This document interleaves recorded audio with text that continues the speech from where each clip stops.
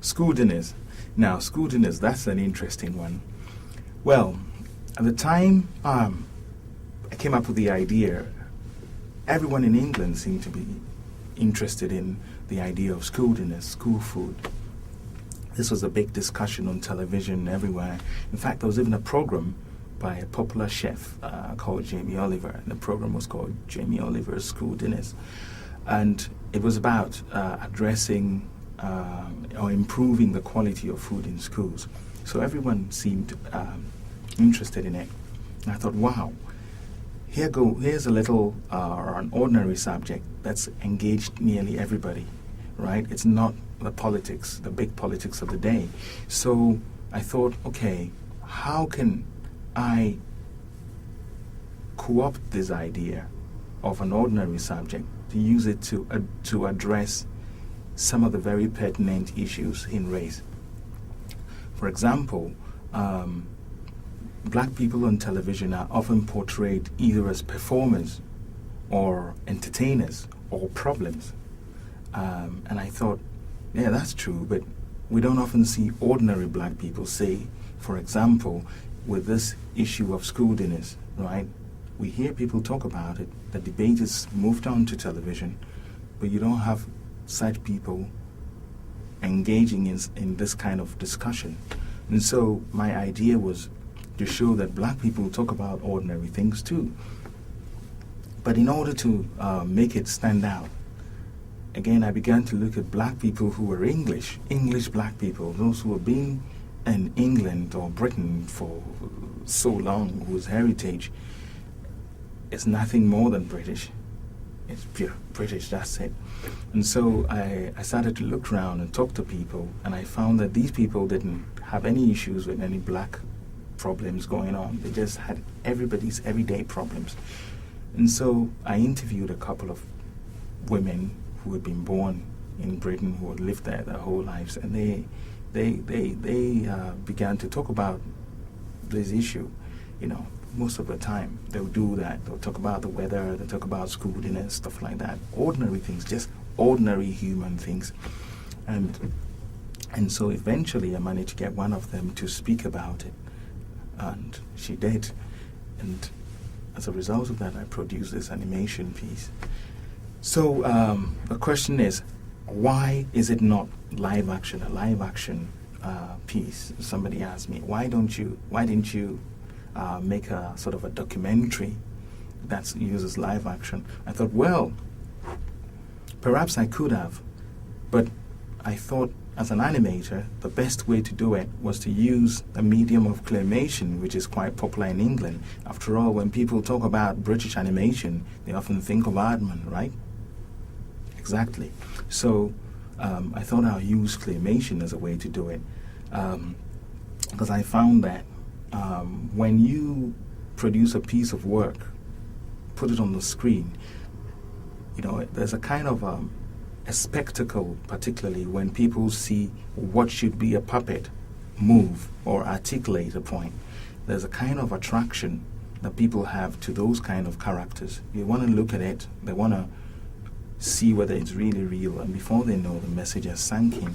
And so I thought I'll use this very popular British mode of animation to convey what is a very strong British idea that I wanted to put across, ordinariness, and sort of tell the world that, hey, there are ordinary black people too in Britain, but most importantly, they've been there for a very long time. And what's the effect of it? What's it supposed to achieve? Well, there are all sorts of ways of addressing racism and stereotyping and stuff like that, but I think a good way of dealing with it is to use a counter strategy, using a way that is not exactly seen as aggressive. You know, in other words, rather than, you know, jump on a fight the power bandwagon, what I'm arguing is that just ordinary people talking about ordinary things makes it work. So that's what it's about, really, counter strategies. Go on and enjoy it, okay?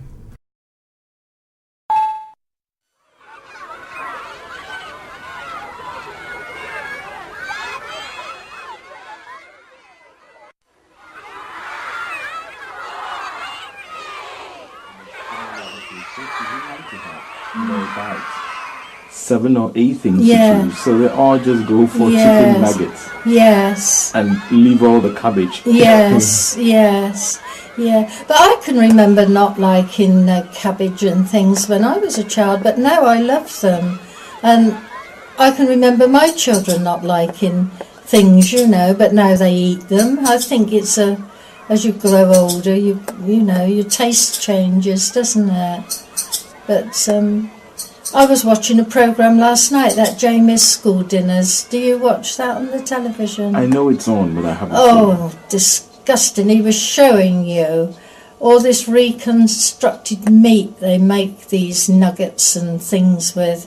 And it's disgusting. It's made with all the rubbish they can find. And yet the children love it. He had an awful job to get them to eat his meals, eat nice meals, you know, with nice vegetables and that. They didn't want it. And of course the children are getting so obese now, aren't they, because of it. But we weren't. Well, everything was rationed. You didn't have anything. We were, you know, always glad of food because we were always hungry.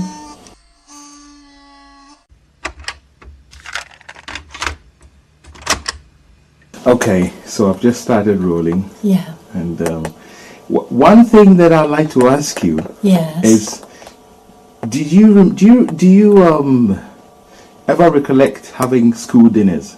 Yes. What can you say about school dinners? Well, to us they were lovely. It was during the war. That was when they first started doing school dinners. And we, as I say, we weren't very well off. And to get a school dinner with a pudding, which we'd never had at home, we thought it was marvellous. They were quite nice, really. They weren't cooked at the school. They were cooked at another place and brought in containers. And then they were dished out, you know, at dinner time. And was there like a lot of enthusiasm whenever school dinners were coming in? Yes, really yes, excited? yes, because children, as I say, in those days we were poor and you didn't have a lot to eat, and they did give us quite a good dinner. And sometimes there were seconds, you could go and get seconds. Yeah, we enjoyed them. Before that we took sandwiches, and they're not very nice, are they? But my mother had to go to work. It was during the war, you see, and my dad was away, as I say, in the Air Force, and so it saved her cooking a dinner when she came home for us.